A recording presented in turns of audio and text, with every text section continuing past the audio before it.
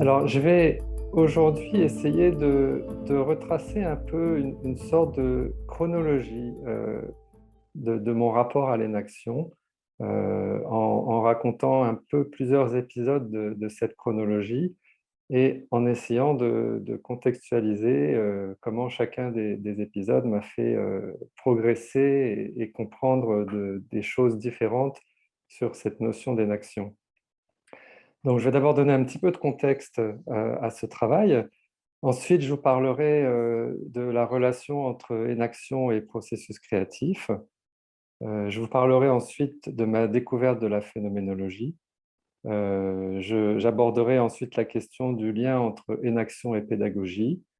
Une partie de ma présentation sera aussi consacrée à l'explicitation, un incontournable. Et puis, je terminerai en proposant quelques pistes de réflexion qui peuvent prolonger ce travail et qui questionnent un petit peu l'inaction en termes de perspective et de prospective.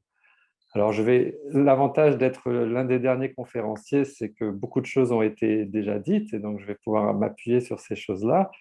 Je vais pouvoir m'appuyer aussi un petit peu sur la conférence de Sylvie qui aborde des sujets un petit peu similaires mais qui le fait d'une façon un petit peu différente. Et alors, pour donner d'abord un petit peu de contexte à ce travail, donc comme ça a été dit, je suis donc chercheur en philosophie au CNRS et également artiste.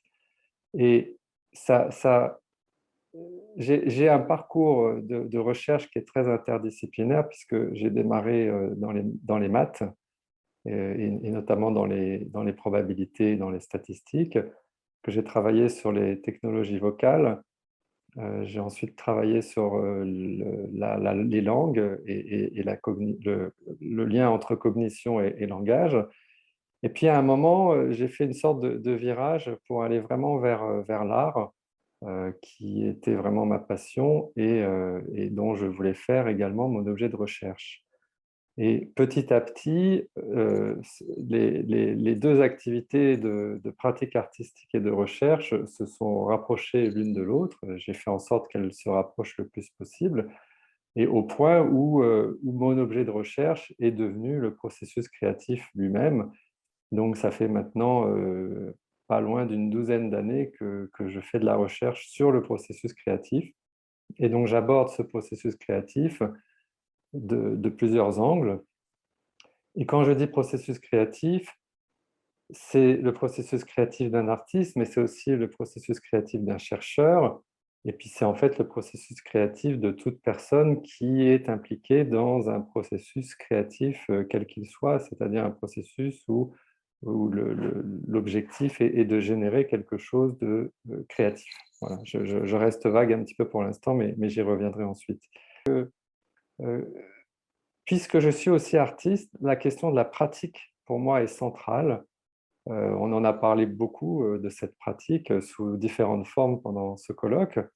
Euh, donc, je m'inscris dans le paradigme qu'on appelle en anglais practice as research, que moi je préfère appeler dans le cadre de la création artistique création-recherche.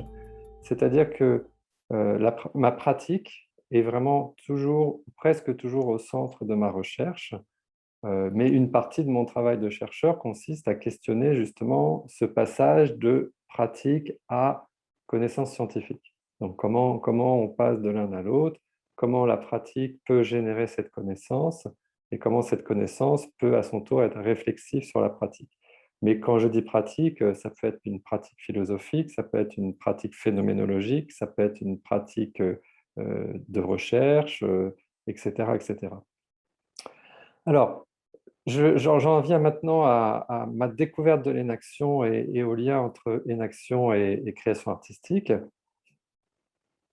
De façon assez curieuse, j'ai été en contact avec le concept d'inaction avant de plonger dans la phénoménologie. Donc, J'ai pas fait le même mouvement que la plupart des gens qui ont fait des présentations ici. Je ne suis pas allé de la phénoménologie vers l'inaction, mais plutôt de l'inaction vers la phénoménologie.